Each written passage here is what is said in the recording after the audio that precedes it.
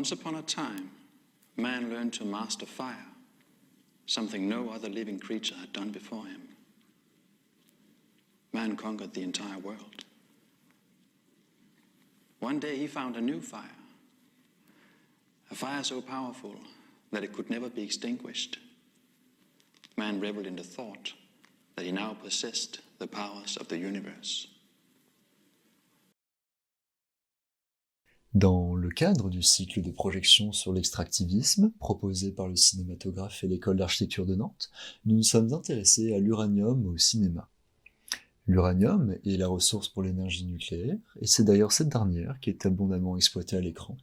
Si la matière même de l'uranium est rarement représentée, l'énergie nucléaire, elle, est civile, allouée à la production d'électricité pour la population, ou militaire, avec la fameuse bombe nucléaire, à ce jour encore, l'arme la plus puissante du monde. Alors on voit un peu d'extraction, comme dans Uranium Boom de William Castle, épopée de l'extraction d'uranium. Un peu d'enfouissement dans Into Eternity de Michael Madsen. Et surtout beaucoup d'explosions, à la fois à cause de la guerre dans Oppenheimer de Christopher Nolan, mais aussi dû à l'extraction, ou l'enfouissement,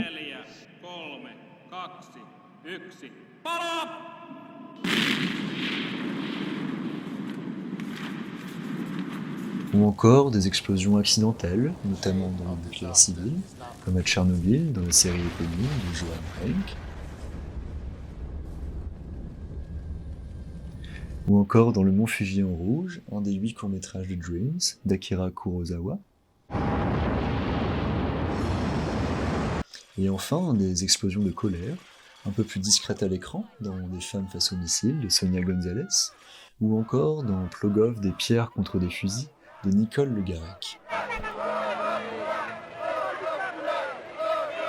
Le nucléaire confère donc un terrain fertile pour le fantasme, l'imaginaire, l'épique.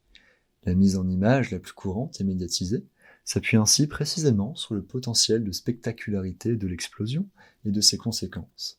Un florilège de réalisations existe autour des scénarios de guerre et de catastrophes, dus à des accidents. Mais ces explosions ne nous empêchent-elles pas de voir au-delà de leur brouillard et d'entendre, par exemple, un personnage plus discret ? Derrière ces explosions, c'est en effet le règne du silence.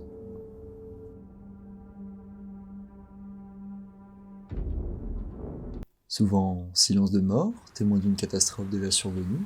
Dans cette scène du 7e court-métrage de Dreams, il nous est présenté un Japon dévasté par les bombes nucléaires. Le silence se tient aux côtés d'un paysage aride et vide, devenant de ce fait un personnage à part entière, comme presque l'unique forme de vie restante. Dans La colère dans le vent d'Amina Ouaïra, le silence, sous la forme du vent, est témoin d'une lente catastrophe en cours, rendant visible la propagation de l'uranium et la menace de ce dernier sur l'humain et ses activités.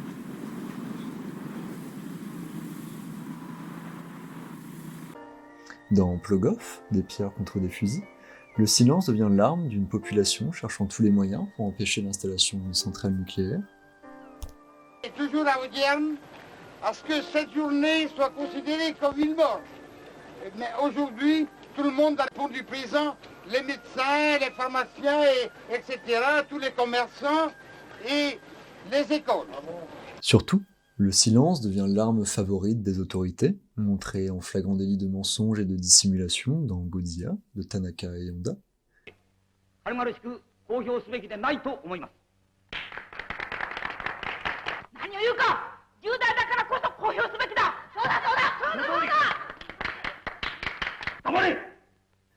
Et aussi indirectement par des témoignages d'habitants dans La colère dans le vent.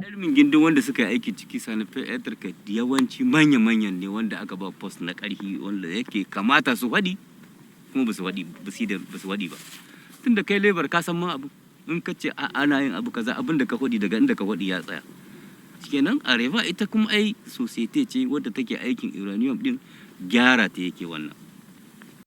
Cela pose donc la question de leur révélation ou de leur exposition au grand jour, que nous aborderons au travers de notre dernière partie. à la fois à l'exposition directe à la radioactivité et au danger de l'uranium évoqué dans Into Eternity. Radiation is a sort of energy which can penetrate deep into your body and harm your health. But it is an invisible danger. We have no sense for it. You cannot see it, feel it or smell it. Rendu malgré tout visible dans Dreams par un nuage coloré, auquel un homme tente désespérément d'échapper. Avec ses conséquences sur la vie, aussi dans Dreams, avec ses fleurs géantes et l'évocation d'animaux mutés. 顔の2つあるウサギと目玉が1つの鳥と毛の生えた魚を見たがね。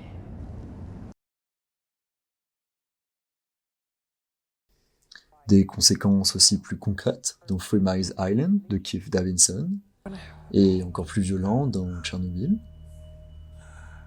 Au-delà de s'exposer, il est question donc d'exposer des faits et la vérité dans Plogoff, des violences policières dans les manifestations dans Des femmes face au missile, et le mensonge des autorités dans La colère dans le vent.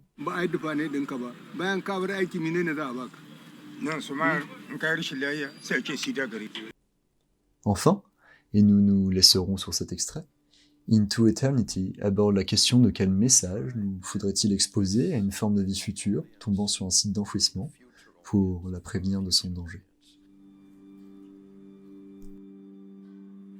This is probably the only testimony of our time. You're now entering a repository with spent nuclear fuel from the 21st century. It must be stored in a safe place. This place should not be disturbed. Don't go there.